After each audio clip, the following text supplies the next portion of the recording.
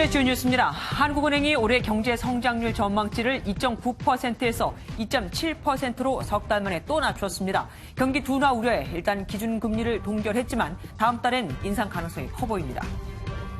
카카오의 차량 승차 공유 서비스 카풀에 반대하며 택시업계가 오늘 운행을 중단했습니다. 출근길 택시 대란은 없었지만 서울 등 수도권 곳곳에선 시민들이 불편을 겪었습니다.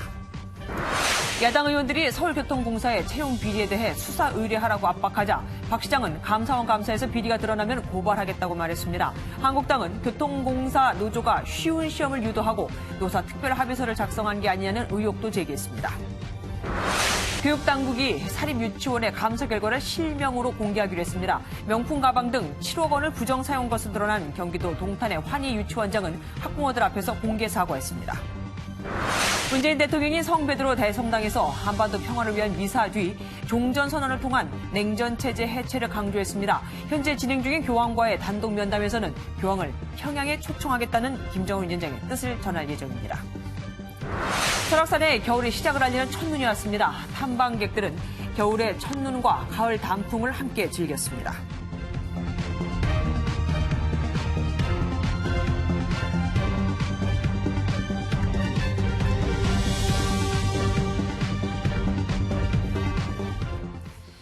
한국은행이 올해 경제 성장률 전망치를 또 낮춰 잡았습니다. 한번 낮춘 지 석 달밖에 안 지났는데 무려 이번엔 0.2%포인트나 또 내린 겁니다. 그럼 6년 만에 최악의 성장률이 되는 거죠. 첫 소식 정정 기자가 보도합니다. 국책은행인 한국은행이 내다보는 국내 경제 성장률 전망이 더 암울해졌습니다.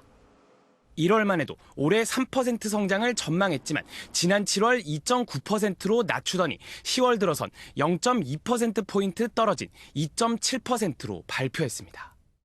지난 2012년 2.3% 이후 6년 만에 최악의 성장률입니다. 2, 4분기 실적치 등이 반영돼서 다소 하향 조정됐지만 잠재 성장률 수준에서 크게 벗어나는 것은 아닌 것으로 이렇게. 실제로 수출을 제외하면 투자와 고용 모두 비관적입니다.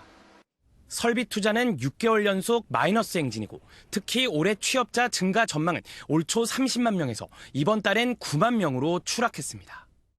3분의 1 토막이 난 겁니다. 내년에도 반등의 기미가 보이질 않습니다.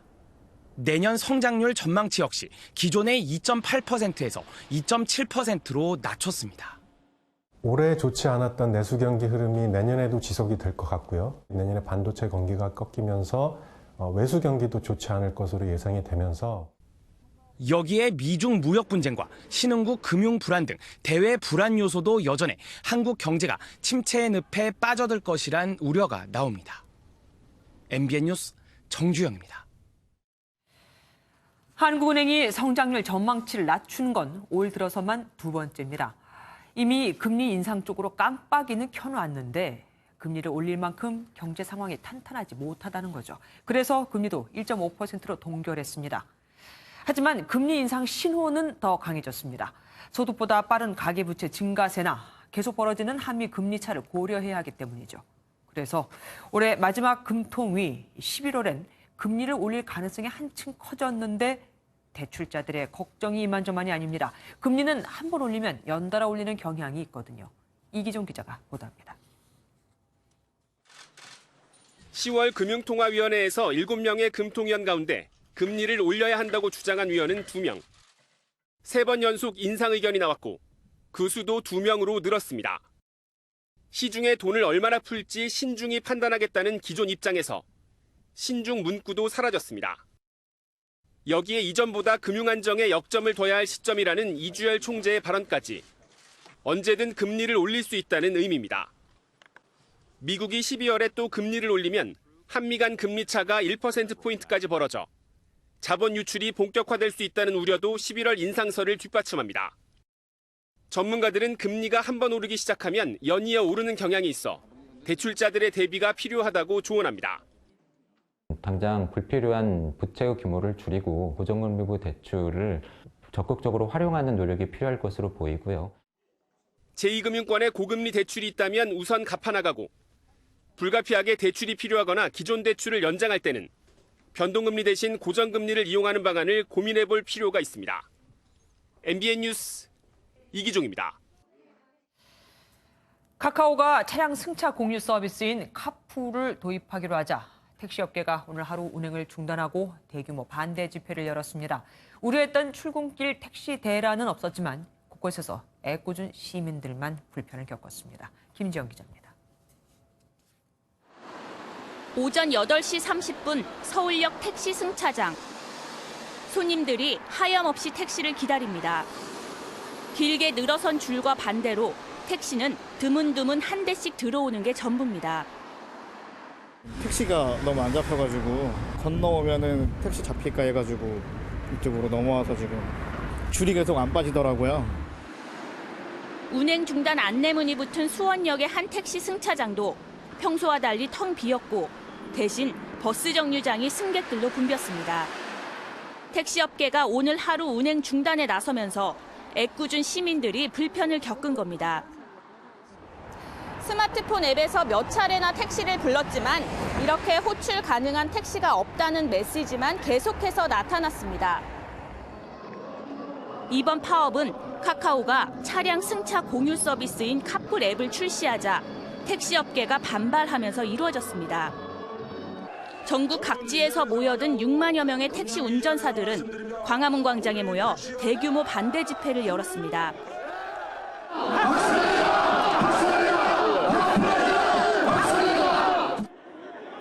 이들은 파업에 동참하지 않고 운행하는 택시에 물병을 던지기도 했습니다.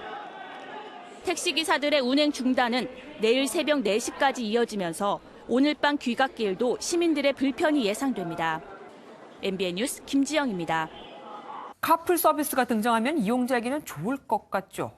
그럼 택시업계는 왜 반발을 하는 걸까요? 서영수 기자가 쟁점을 정리해봤습니다.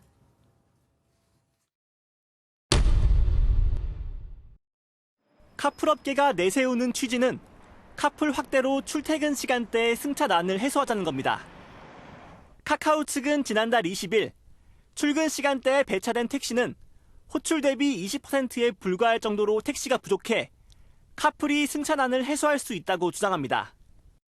승차난을 길거리 위에 나홀로 차량에 빈좌석을 공유하면 해소할 수 있고 이동에 대한 다양한 선택권을 줄 수 있다라는 측면에서. 하지만 택시업계는 승차난 자체는 인정하지만 카풀 없이도 해결할 수 있다는 입장입니다. 빅데이터 분석을 통해 배차 시스템을 개선하면 기존 택시만으로도 승차난 해소가 가능하다는 겁니다.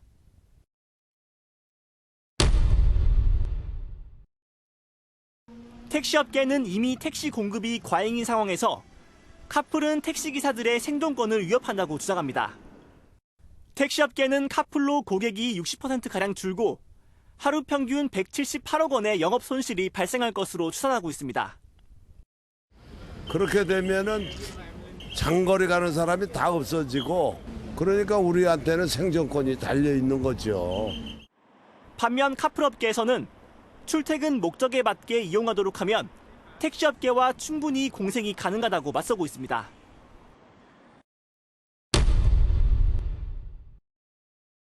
이 밖에도 카풀 확대로 범죄가 양산될 수 있다거나 대중교통 운행 횟수 감축으로 이어져 전반적인 시민 편의가 저해된다는 논란도 나옵니다.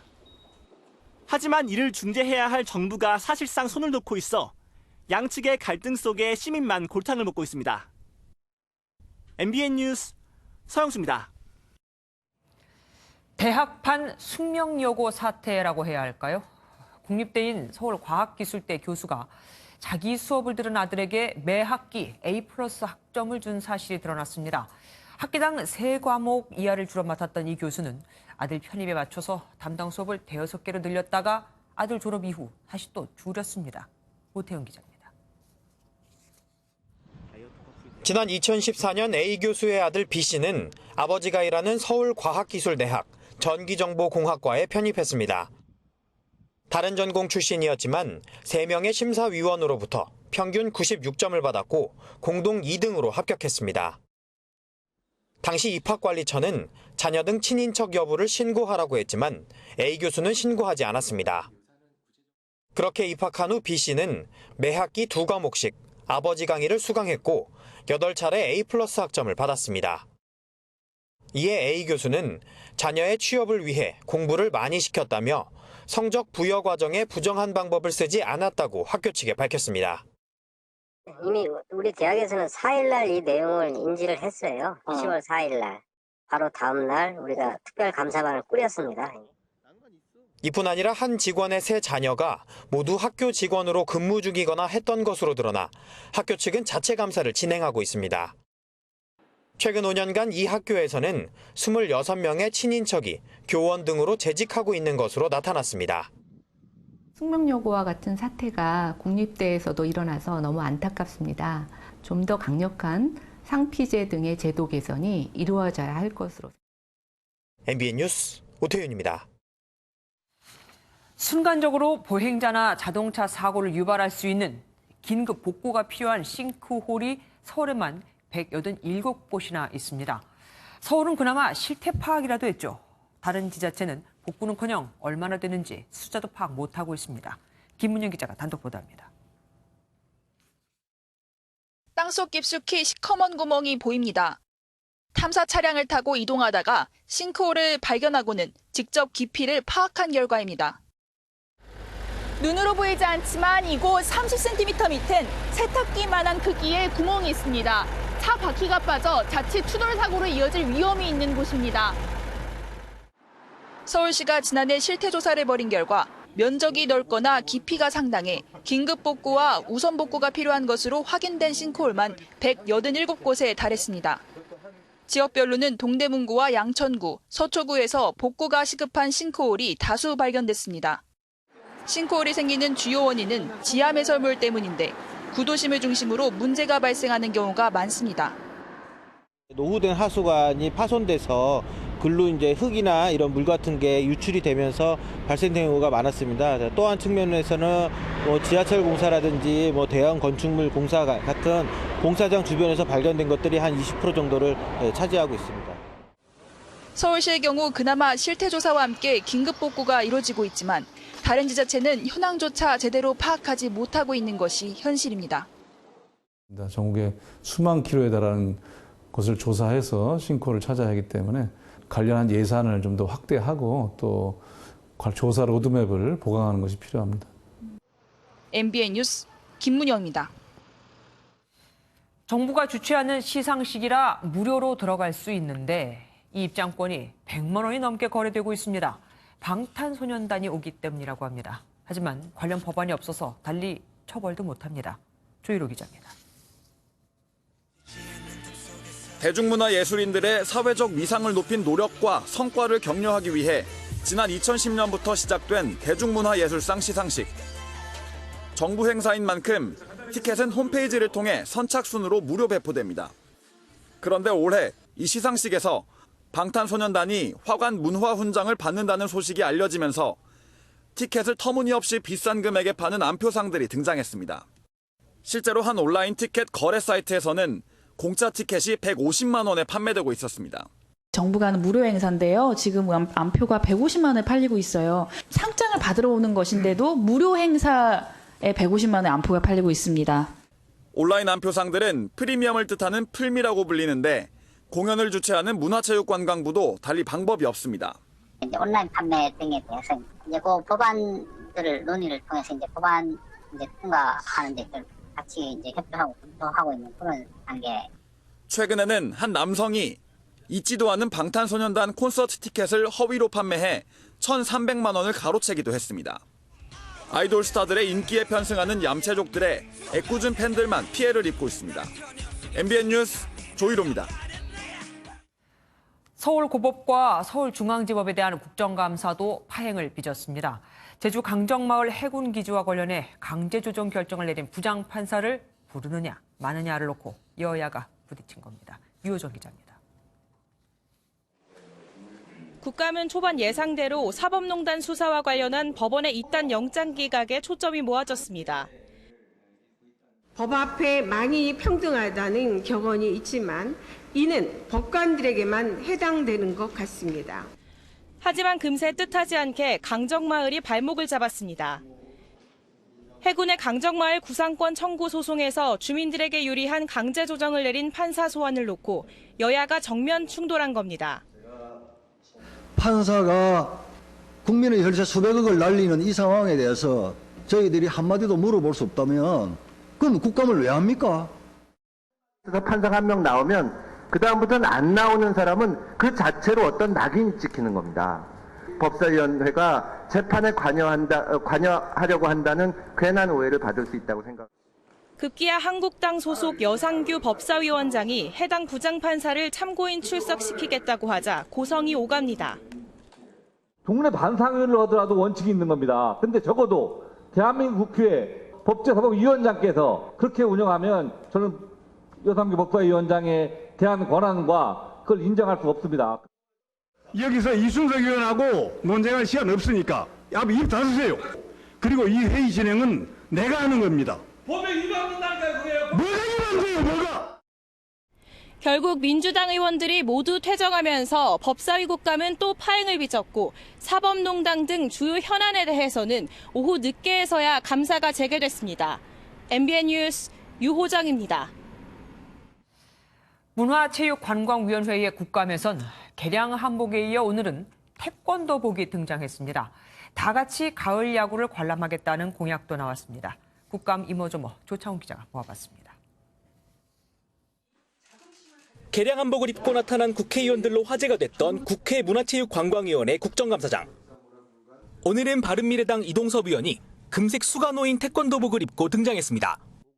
태권도가 국기로서의 오늘 첫 법적 효율을 가진 날입니다. 공인 9단의 국회의원으로서 그걸 기념하고. 도복 소개와 태권도 사랑에 대한 당부도 빠지지 않습니다. 그리고 여기 보시면 이 금으로 9개가 되어 있습니다. 이건 9단이라는 증명입니다. 여러분 많이 태권도 사랑해 주시고. 특색 있는 국감을 주도하고 있는 문체위의 안민석 위원장은 자신이 제안했던 산무국감이 이뤄질 경우 의원들과 가을 야구를 관람하겠다는 공약도 내놨습니다. 또 우리가 문체위니까 우리와 관련되어 있는 프로야구 코리아 시리즈를 모시고 가고. 해경을 상대로 한 농해수위 국감에선 400만 원짜리 드론이 나왔습니다. 비행 시간이 20분에 그치는 데다 실전 투입 기록도 찾아보기 어렵다는 점이 도마에 올랐습니다. 해경에서 장식용으로 한 것 아니냐. 이렇게 저희가 판단할 수밖에 없어요. 중반으로 치닫고 있는 올해 국감에서도 두각을 나타내기 위한 의원들 간의 이색 경쟁이 눈길을 끌고 있습니다.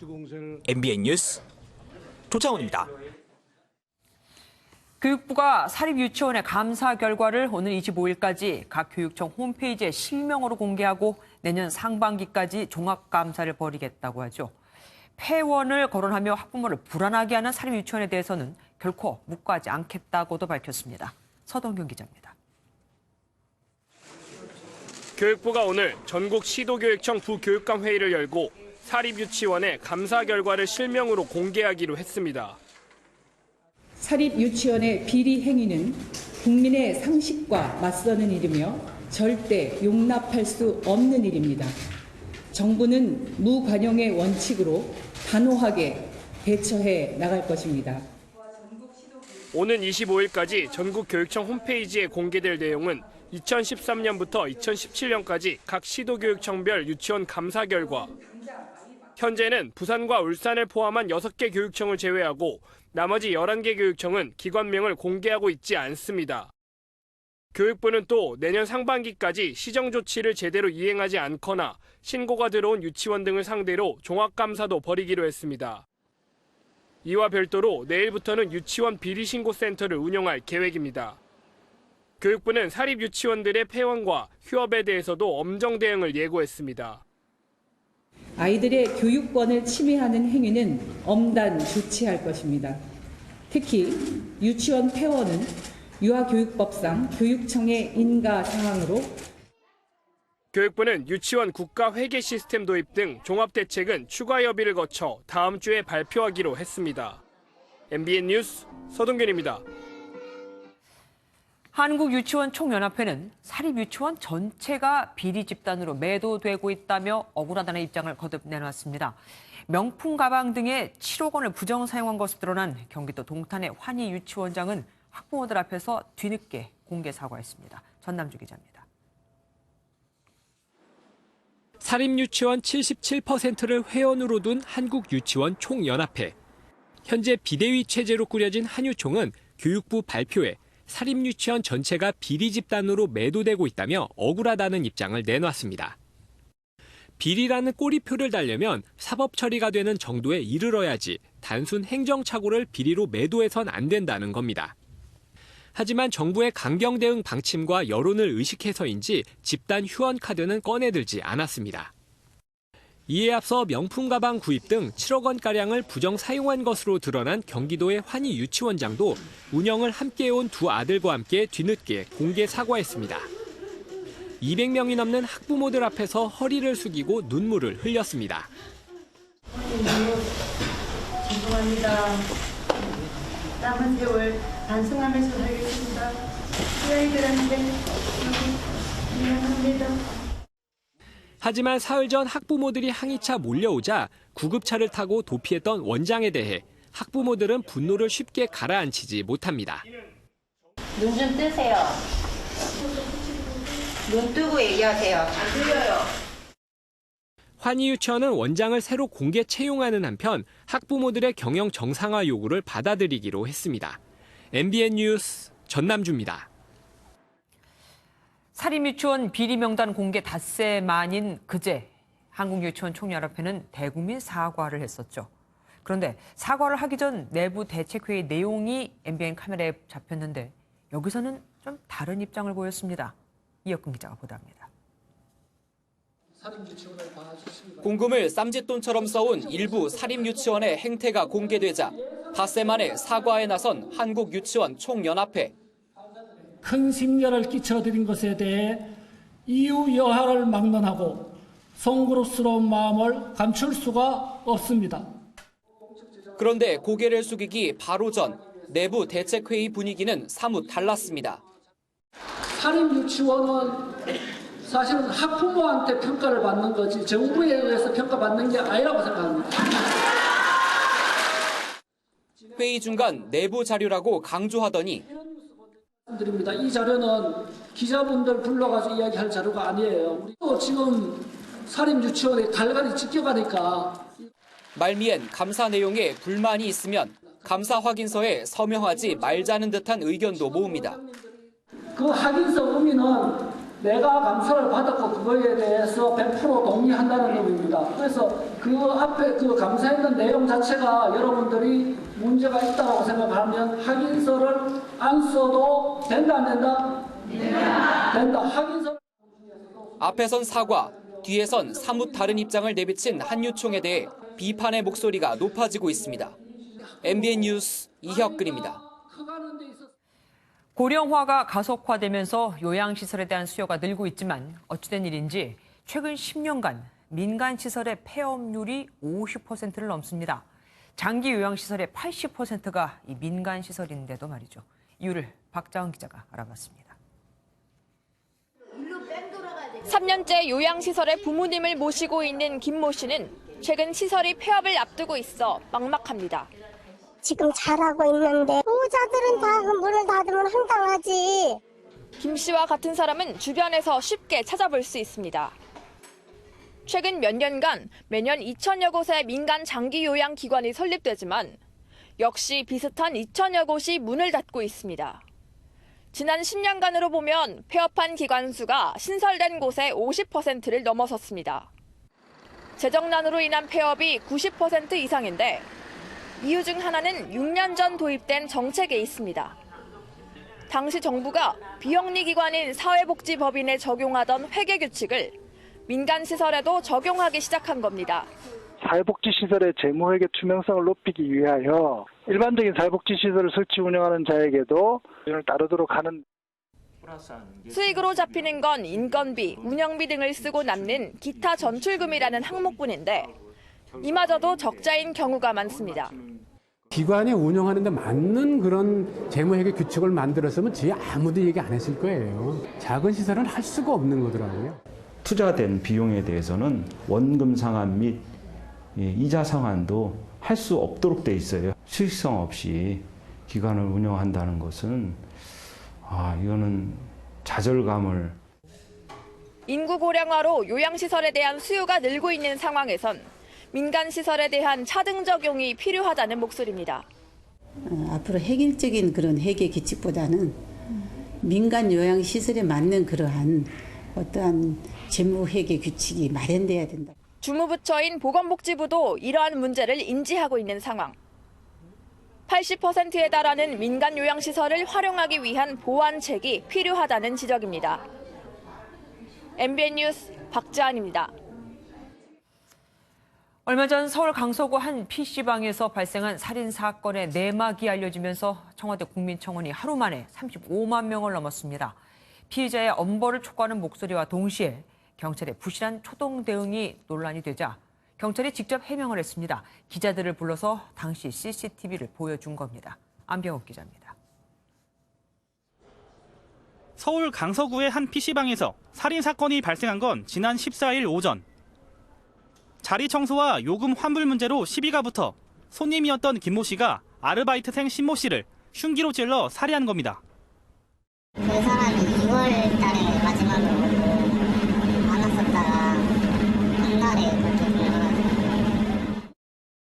피의자 김 씨는 사건 직후 경찰이 쏜 테이저건을 맞고 현장에서 체포됐습니다. 그런데 경찰이 초동 수사를 잘못했고 당시 공범인 피의자 동생을 놓쳤다는 의혹이 제기되면서 폭발적인 국민청원까지 이어졌습니다. 그렇다면 제기된 의혹에 대한 경찰의 해명은 무엇일까? 경찰은 처음 시비가 붙었을 때 PC방으로 출동해 피의자와 피해자 사이 화해를 권고하고 현장에서 철수했습니다. 경찰 관계자는 시비 관련된 신고만 가지고는 피의자를 체포할 수 있는 상황이 아니었고 피의자는 집으로 돌아간 상황이었다고 해명했습니다.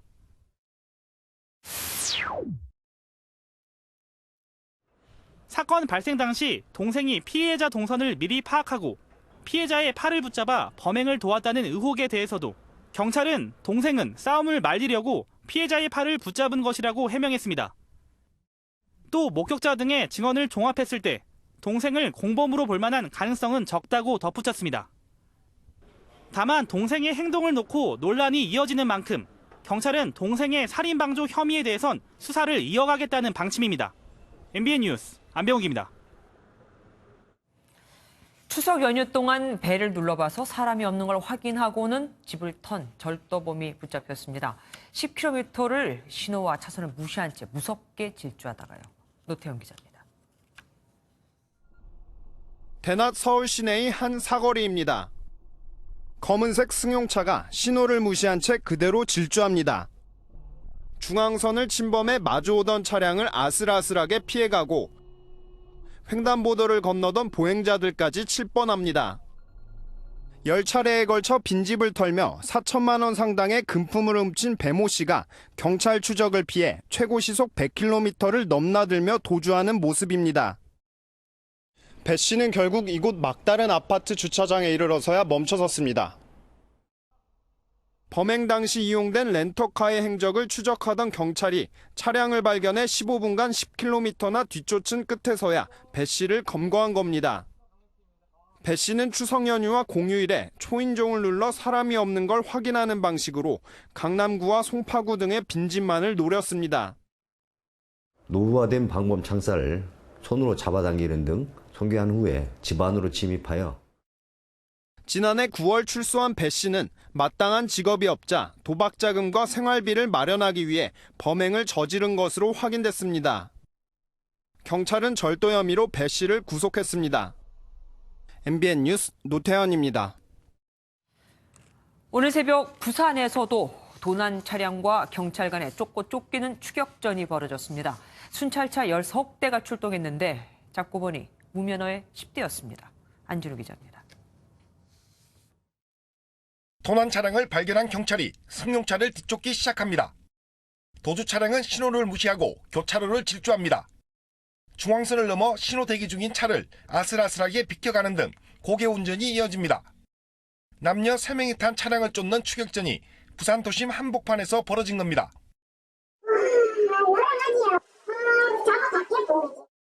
도주 차량이 골목길에서 순찰차에 가로막혀 더는 나아갈 수 없자 운전자와 동승자들은 차에서 내려 도망칩니다. 차를 버리고 도주하던 용의자 중 한 명은 이곳에서 붙잡혔는데 10대 청소년이었습니다. 나머지 2명 역시 10대였는데 한 명은 도주했고 운전자는 경찰에 자진 출석했는데 무면허였습니다. 이들은 친구가 훔친 승용차를 빌려 타고 다니다 경찰이 뒤쫓아오자 도주했는데 알고 보니 차에 탄 3명 중 2명은 수배가 내려진 상태였습니다. 이거 이대로는 안 되겠다 싶어서 제가 그냥 뒤를 들이받았습니다. 주차하니까 계속 도주하더라고요. 그래서 내가 한 번 더 들이받으니까 차를 버리고. 순찰차 13대가 출동한 추격전은 12분 만에 막을 내렸는데 다행히 인적이 드문 새벽 시간이라 다친 사람은 없었지만 아찔한 사건이었습니다. MBN 뉴스 안진우입니다.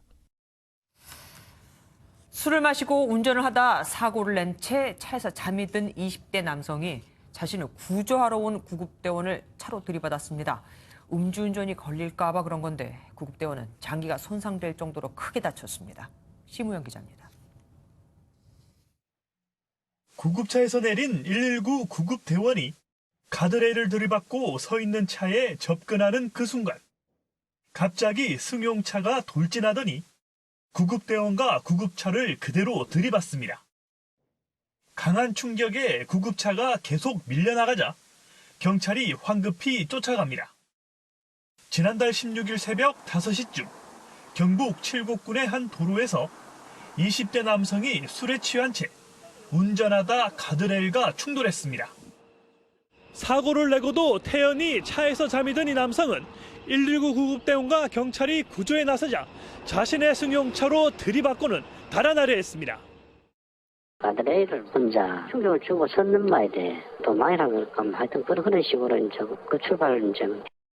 구급대원은 장기가 손상되는 중상을 입었는데 사고를 낸 남성의 혈중 알코올 농도는 면허 취소 수준인 0.1%가 넘었습니다. 엔진 회전수, 제동 페달 작동 여부 등을 분석을 해본 바에 보조하려고 가속 페달을 더 세게 밟는 등 도저히 고의가 높다. 경찰은 음주운전에다 고의로 구급대원을 친 이 남성을 특수 공무집행 방해 혐의로 구속했습니다. MBN 뉴스 심우영입니다. 지난 7월 서울교통공사에서 비정규직에서 정규직으로 전환된 사람들 가운데 100여 명이 직원의 친인척으로 확인된 것과 관련해 박원순 시장에게 질타가 쏟아졌습니다. 그야말로 고용 세습이 아니냐면서요. 전민석 기자입니다. 서울시청에서 열린 서울시 국정감사. 야당 의원들은 서울교통공사의 채용 비리 의혹을 두고 박원순 시장을 향해 매서운 공격을 퍼부었습니다. 지난 7월 비정규직 직원 1,085명을 정규직으로 전환할 때 직원 친인척 108명이 포함된 사실을 물고 늘어진 겁니다. 청년들은 그렇다면 이미 백에 의해서 들어간 사람들만 혜택을 받는 그런 정책이다라고 이미 문제점을 지적을 했습니다. 공개 채용과의 형평성에서도 너무 차이가 난다는 지적도 나왔습니다. 실제 응시한 233명 중에서 218명, 합격률이 93.6%입니다. 451명 모집에 29,724명, 66대 1의 경쟁률을 보입니다. 급기야 모든 공기업을 조사해야 한다는 주장으로 이어졌습니다. 전 공기업의 친인척 채용 비리를 밝히기 위해서 전수조사도 한번 하셔야 됩니다. 박원순 서울시장은 공정을 기하려고 감사원에 감사를 의뢰했다고 밝혔습니다. 그런 증거나 이런 게 나타난다고 하면 당연히 고발할 거 고발하고 확실하게 시정하도록 그렇게 하겠습니다. 한편 오후 2시 반쯤엔 김성태 자유한국당 원내대표가 채용 비리를 엄중 수사하라며 서울시청에 진입을 시도하다 몸싸움이 벌어지기도 했습니다. MBN 뉴스 전민석입니다. 서울교통공사. 아직까지는 우리에게 조금은 낯선 이름이죠. 서울 지하철 1에서 4호선을 운영하던 서울메트로와 5에서 8호선을 운영하던 서울도시철도공사가 통합을 한 겁니다. 직원 수 15,000명, 여기 소속 지하철이 실어 나르는 시민만 하루에 600만 명인 국내 최대 지방 공기업인 겁니다. 서울시가 자본금을 전액 투자한 공기업이고 서울시가 사실상 사장 임명에 관여를 하니 박원순 서울시장의 뜻이 사장에게 영향을 미칠 수밖에 없는 조직입니다. 노동조합 역시 서울메트로 노조와 서울도시철도공사 노조가 합쳐져서 조합원 12,000명이라는 웬만한 대기업 수준의 거대 조직이 됐습니다. 비대해진 공기업과 매머드급이 돼버린 노조. 관리 감독이 어려운 건 어쩌면 당연한 일이었는지도 모릅니다. 오늘도 야당은 서울교통공사가 직원 친인척 상당수를 정규직으로 전환시키는 과정에서 시험을 앞달려달라는, 또 시험을 쉽게 내달라는 노조의 의견을 수용했다는 의혹을 제기했습니다. 이때 무려 93% 이상이 합격을 했거든요. 장명훈 기자입니다. 자유한국당은 서울교통공사 정규직 전환과 관련해 새로운 의혹을 제기했습니다. 공사 측이 노동조합의 입장을 수용해 일정을 바꾸고 쉬운 문제를 출제했다는 겁니다. 뒤늦게 입사해 정규직 전환 시험 자격이 없는 무기계약직에게도 시험 날짜를 앞당기면서까지 합격하게 했다는 주장입니다. 2016년 9월부터 12월까지 집중적으로 무기계약직 채용된 가족, 친인척까지 전부 응시할 수 있도록 서울교통공사가 방침을 바꿉니다.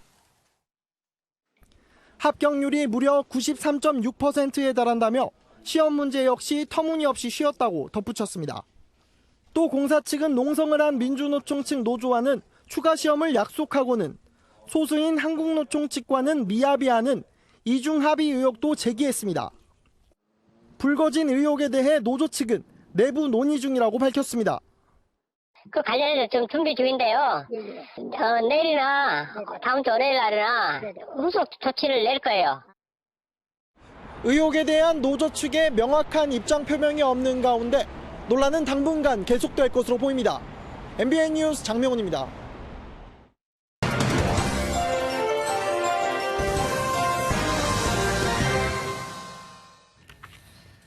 양육수당, 아동수당, 청년수당, 노인수당.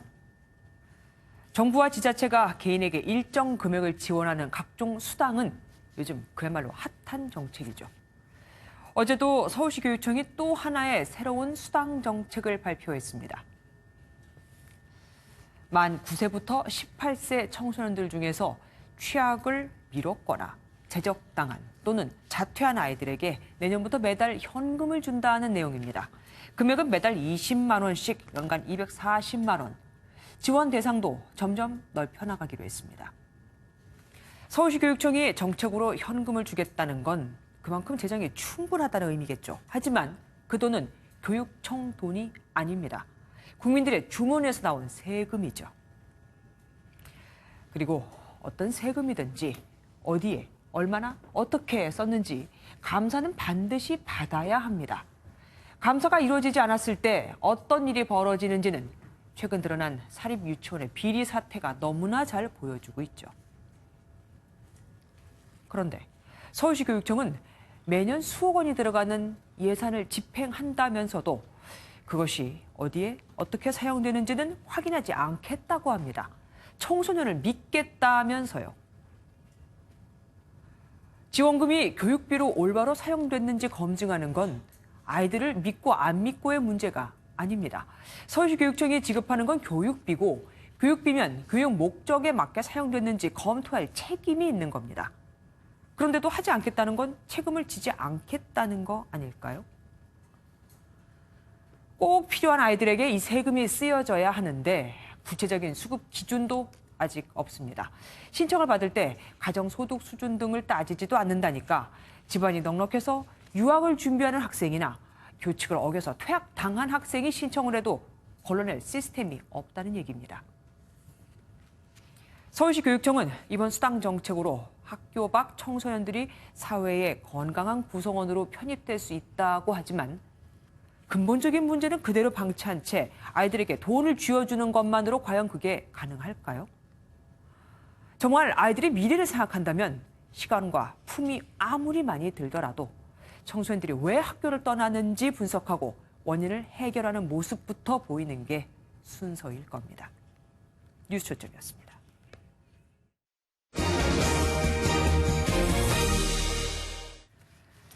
이제 가을이구나 싶은데 벌써 겨울이 온 걸까요? 설악산에 첫눈이 내렸습니다. 지난해보다 이른 건데 설악산을 찾은 탐방객들은 가을 단풍과 겨울 첫눈을 함께 즐겼습니다. 김현 기자입니다. 해발 1700m가 넘는 설악산 대청봉에 새하얀 눈이 내려앉았습니다. 대피소와 등산로에 쌓인 눈은 겨울이 성큼 다가왔음을 알립니다. 첫눈이 내려가지고 약간 춥지만 너무너무 멋있대. 제가 설악산을 몇 번 왔는데 이런 첫눈은 완전 대박이에요. 오늘 새벽 기온이 영하로 떨어지면서 설악산 대청봉에 7cm, 소총봉에는 4cm의 눈이 쌓였습니다. 설악산에 내린 첫눈은 날이 풀리자 이런 비로 변했는데요. 올해 설악산에 내린 첫눈은 작년보다 16일 더 빨랐습니다. 눈이 내린 고지대와 달리 설악산 대부분은 아직 단풍이 절정입니다. 가을산을 찾은 등산객들은 단풍과 눈의 정취를 동시에 즐겼습니다. 단풍 나들이 그리고 첫눈을 보러 왔어요. 그 바위 틈에 눈이 있는 것을 조금 전에 봤어요. 너무 설레고 기분이 아주 좋습니다.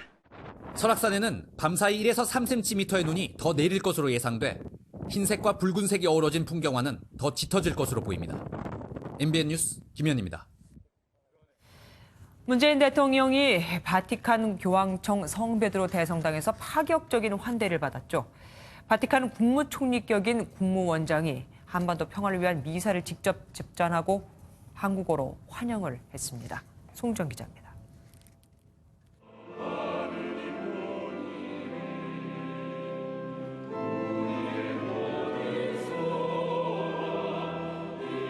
문재인 대통령님, 김 조숙 여사님 환영합니다. 프란체스코 교황님의 축복을 전합니다. 한반도의 평화를 위해 기도합시다. 이례적으로 직접 미사를 집전한 파롤린 국무원장이 한국어로 문 대통령을 환영하자 박수가 터져나옵니다. 파롤린 국무원장은 한반도 평화를 주제로 한 미사 강론에서도 첫 문단만 이탈리아로 하고 나머지 부분은 장희태 신부가 한국어로 읽도록 배려했습니다. 600여 명의 한국 국적 수녀, 사제, 신도들이 미사에 참석하는 진풍경도 펼쳐졌습니다. 미사 직후 문 대통령은 특별 연설을 통해 한반도 평화를 이루고 분단을 극복해내겠다는 의지도 분명히 드러냈습니다. 한반도에서의 종전선언과 평화협정 체결은 지구상 마지막 냉전 체제를 해체하는 일이 될 것입니다. 이에 앞서 문 대통령은 주세페 콘테 이탈리아 총리와 만나 한 이탈리아 관계를 전략적 동반자 관계로 격상하고 한반도 평화에 협조를 당부했습니다. MBN 뉴스 손정입니다. 지난 9월 남북 정상회담에서 북한 예술단이 10월에 공연을 하기로 했는데 벌써 10월의 절반이 지나가 버렸죠. 일단 통일부는 이달 내에 서울 공연을 한다는 계획에는 변동이 없다고 합니다. 시간이 많이 촉박해 보이죠. 주진희 기자입니다. 지난달 남북 정상은 북한 예술단의 10월 서울 공연을 약속한 바 있습니다. 10월이 되면 평양 예술단이 서울에 옵니다. 가을이 왔다 공연으로 남과 북 사이가 더욱 가까워질 것입니다. 벌써 10월의 절반이 지난 가운데 통일부는 북측과 서울 공연 장소와 일정을 협의하고 있다며 10월에 공연한다는 것에는 변동이 없다고 밝혔습니다.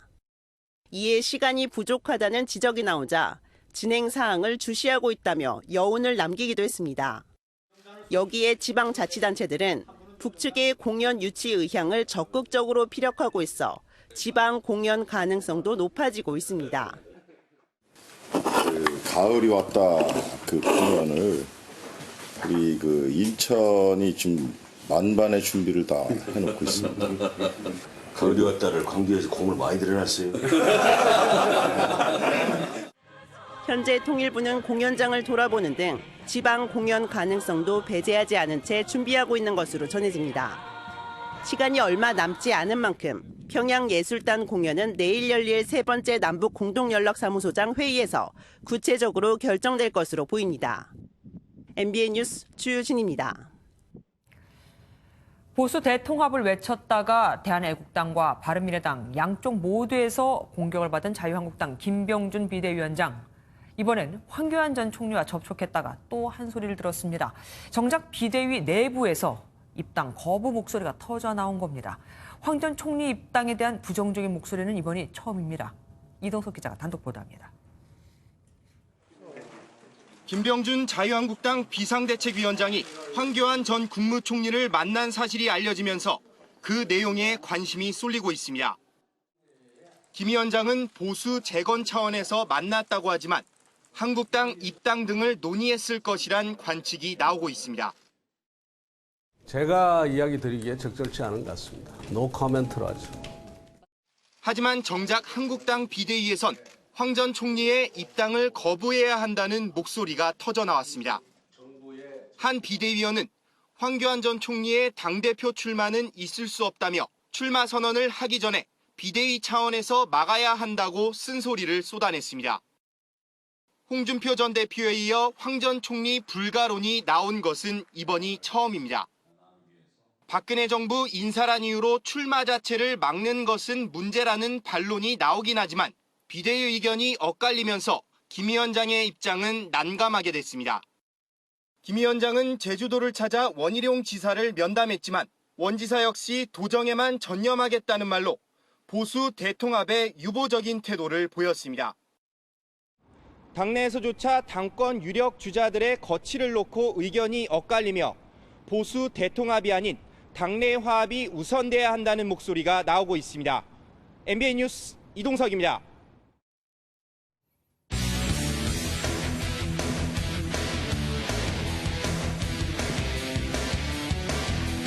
안녕하십니까. 스포츠 뉴스입니다. 프로야구 준 플레이오프에서 맞붙는 하나와 넥센이 한자리에 모여 출사표를 밝혔습니다. 경험의 하나와 패기를 내세우는 넥센, 묘한 신경전 속에서 승리를 다짐했습니다. 강영호 기자입니다. 어색한 표정으로 악수한 한용덕 하나 감독과 장정석 넥센 감독. 둘 다 준 플레이오프 무대를 처음 밟는 데다 정규 시즌에서 상대 전적 8승 8패로 팽팽히 맞선 만큼 날선 신경전으로 서로 경계했습니다. 뻔한 질문이긴 한데 2차전, 3차전 선발 좀 가르쳐 주십시오. 네, 먼저 알려주시면 저도 얘기하겠습니다. 선수들은 세대 차이로 충돌했습니다. 베테랑들의 경험을 내세운 한화에 젊은 피들의 넥센이 패기로 맞섰습니다.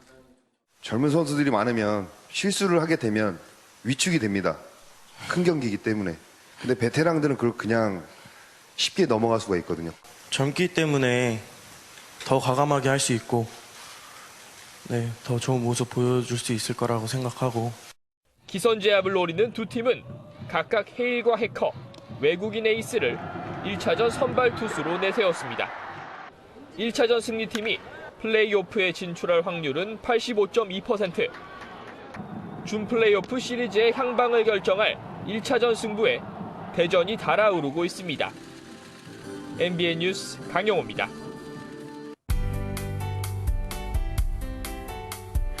보시는 사진은 오늘 아침 설악산 중청봉의 모습입니다. 전국 곳곳에 단풍색이 곱게 물들며 가을 깊어가는 가운데 오늘 설악산에서는 올가을 첫눈이 내렸습니다. 작년에는 11월 3일에 첫눈이 관측됐는데요. 올해는 이보다 2주 이상이나 빨랐습니다. 차가운 대륙 고기압이 확장하면서 당분간 평년보다 춥겠습니다. 아침 출근길에는 겨울 외투를 꺼내 입으셔도 될 만큼 기온이 내려가는데요. 내일 서울의 아침 기온은 7도, 한낮에는 20도로 오늘과 비슷하겠고 찬바람의 체감 온도는 더 낮겠습니다. 한편 동해안 지방의 비는 내일 아침까지 이어진 뒤 그치겠습니다. 동풍이 강하게 불면서 오늘 동해안에는 많은 비와 눈이 내렸는데요. 밤까지 중부와 경북 내륙에는 대기 불안정으로 인해서 우박이 떨어질 수 있겠습니다.